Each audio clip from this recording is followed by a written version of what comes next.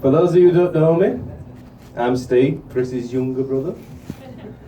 I'd just like to start by saying how incredible Kim looks today, along with the bridesmaids. Don't they look beautiful, ladies and gentlemen? They look great. That is as soppy as it's gonna get. Alright. Now when Chris first asked me to be his best man, my thoughts immediately came to this moment. I thought about telling embarrassing stories, I thought about showing embarrassing photos, I even resorted to showing you embarrassing photos of Chris as a baby with his dick out. In the end I couldn't decide on which one to go for, so I thought, let's do all three. So ladies and gentlemen, the mouse isn't working, which cost me £10 from Argos yesterday, so I'm just gonna, I'll tell you what, take a break, I'll take over. Right, so I'd like to introduce you to the evolution of my brother, Christopher Ellie.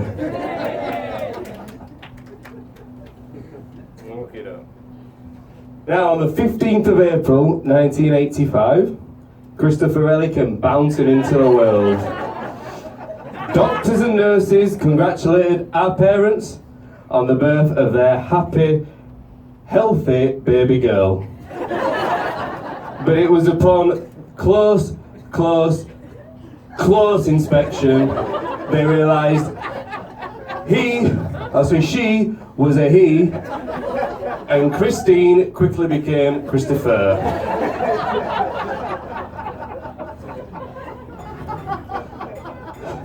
Now, as a toddler, Chris took a shine to having his photograph taken. He would always try and make himself look as adorable as possible. People would always comment that he was the cutest baby they had ever seen. Chris, from an early age, had an ambition of being a model, even as a toddler. But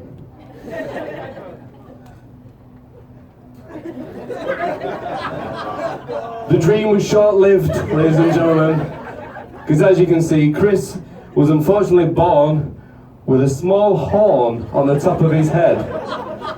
Now, luckily for Chris, he was the hairiest baby. So he managed to wrap a little whirl around it and cover it up.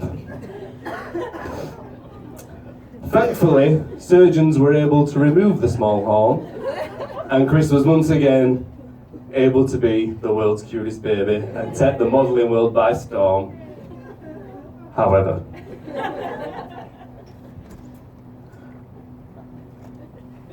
oh, I've gone too far, just excuse me. Unfortunately for Chris, in September 1988, he's much more adorable, better looking, cheekier, more beautiful younger baby brother was born. And he was no longer the world's cutest baby. I'm sorry, Chris. Chris quickly thought, well, if I can no longer be a model, what can I be? So he thought about, maybe I should become a doctor. He thought maybe I could become a pirate. He thought, sod it, maybe I'll become Dracula. But it was when Chris found our Lord and Saviour, Jesus Christ, he decided to become a Lord.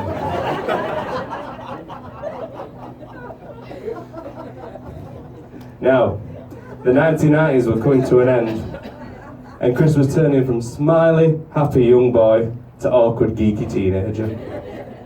Now, music has always been a big influence in Chris's life. He'll always tell you his love for Oasis. He'll always tell you how influential Liam Gallagher has been on his life. Even to this day, he remains a huge fan, whether it be wearing the same clothes as Liam, whether it's listening to his records, whether it be impersonating badly on karaoke, which if you've not seen it, ladies and gentlemen, it's fucking hilarious.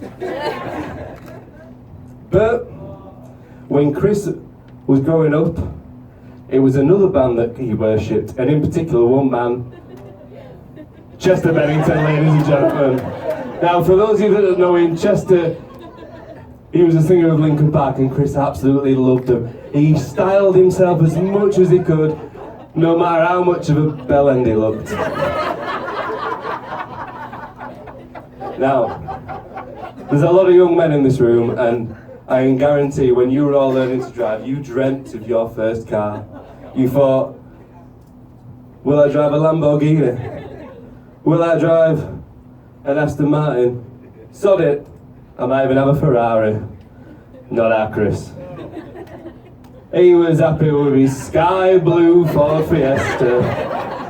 I tell you what, just look at his face on that photo. He's absolutely buzzing with that first ever shagging wagon. Now, throughout his 20s, Chris had many different haircuts. Some good, some not so good. The older he got, the more and more people were saying how much he looked like me dad. And do you know what? Just look at that picture of my dad from his wedding day. And then look at this. Picture of Chris from his stag do. The good thing is about these two photos in comparison, it definitely, once and for all, puts to bed the rumours about my mum and the milkman in the 1980s.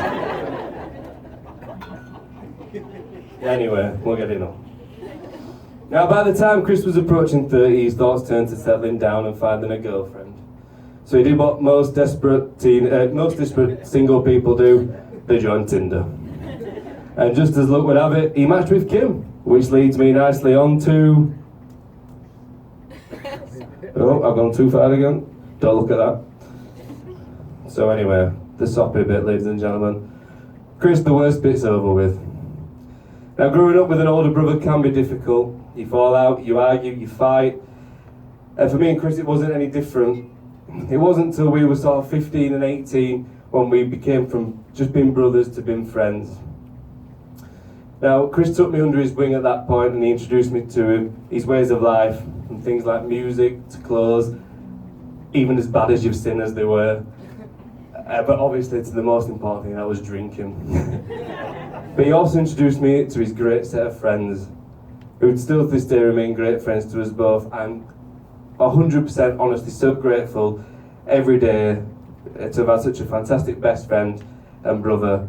And now I get to watch him spend the rest of his life with his wife, Kim.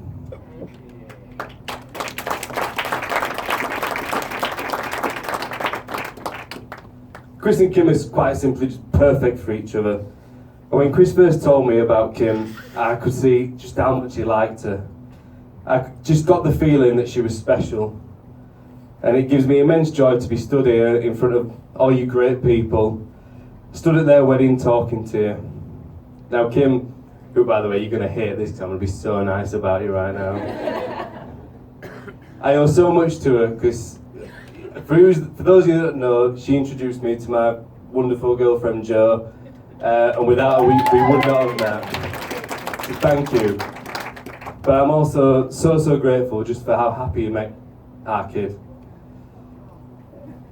I could never have wished in the world for a better sister-in-law. Welcome to the family, sis.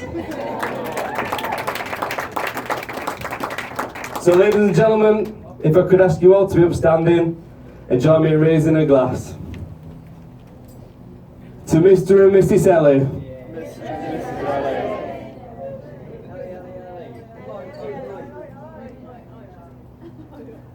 Thank you.